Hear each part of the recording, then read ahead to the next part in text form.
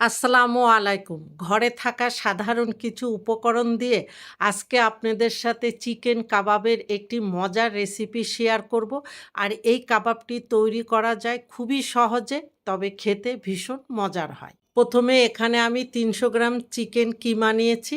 আমি ঘরে এই কিমা তৈরি করে নিয়েছি। আপনারা চাইলে বাজার থেকে কিনা কিমাও ব্যবহার করতে পারেন। এখন এই কিমার মধ্যে দিয়ে দিব 3/4 কাপ একদম মিহি পেঁয়াজ কুচি, 1/4 কাপ চপ করে নেওয়া ক্যাপসিকাম, ১ টেবিল চামচ কাঁচামরিচ কুচি, রসুন বাটা ও আদা বাটা হাফ চা চামচ করে নিয়েছি।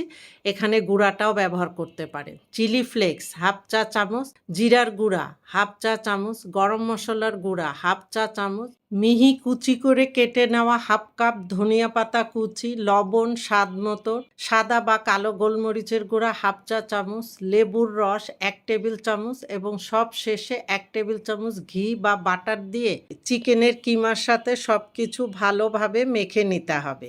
সব কিছু ভালোভাবে মেখে নেওয়া হয়ে গেলে বাইন্ডিং হিসাবে এখানে আমি 1/4 কাপ বিস্কুটের গুঁড়া দিয়ে আবারও সব কিছু ভালোভাবে একবার মিশিয়ে নিলেই কাবাবের জন্য মিশ্রণটা রেডি। এবার এখান থেকে কিছুটা অংশ হাতের মধ্যে নিয়ে আমি লম্বা করে কাবাবের শেপ দিয়ে তৈরি করে নেব। আমি লম্বা করে কাবাবগুলি তৈরি করে নিচ্ছি, আপনারা গোল শেপ দিয়েও কাবাবগুলি তৈরি করে নিতে পারেন। এইভাবে একে একে করে আমি সবগুলি কাবাব তৈরি করে নেব। আমার সবগুলি কাবাব তৈরি করা হয়ে গিয়েছে। আপনারা চাইলে এই পর্যায়ে কাবাবগুলি একটি এয়ারটাইট বক্স বা জিপলক ব্যাগে ভরে সংরক্ষণ করে রাখতে পারবেন ১ থেকে ২ মাস পর্যন্ত। এবার কাবাবগুলি আমি শ্যালো ফ্রাই করে নিব। এই জন্য চুলায় একটি প্যান বসিয়ে ২ টেবিল চামচ রান্নার তেল অথবা সরিষার তেল দিয়ে হালকা গরম হয়ে গেলে একে একে করে কিছু কাবাব দিয়ে চুলার হিট মিডিয়াম লোর মাঝামাঝি রেখে কাবাবগুলিকে উল্টিয়ে পাল্টিয়ে হালকা গোল্ডেন কালার করে ভেজে নেব। এখানে যেহেতু কিমা কাঁচা, তাই ঘুরিয়ে ঘুরিয়ে সব সাইডে হালকা লাল করে ভেজে নিতে হবে।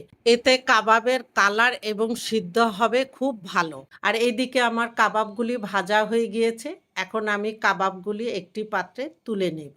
আর এখন একটি কাবাব ভেঙে আমি আপনাদেরকে দেখাচ্ছি যে ভিতরটা কতটা সফট এবং জুসি হয়েছে। তেঁতুলের চাটনি, বাটারে ক্যাপসিকাম, গাজর, অনিয়ন, সামান্য পরিমাণে লবণ, কালো গোলমরিচ দিয়ে ছটে করে নিয়ে কাবাবের সাথে পরিবেশন করব।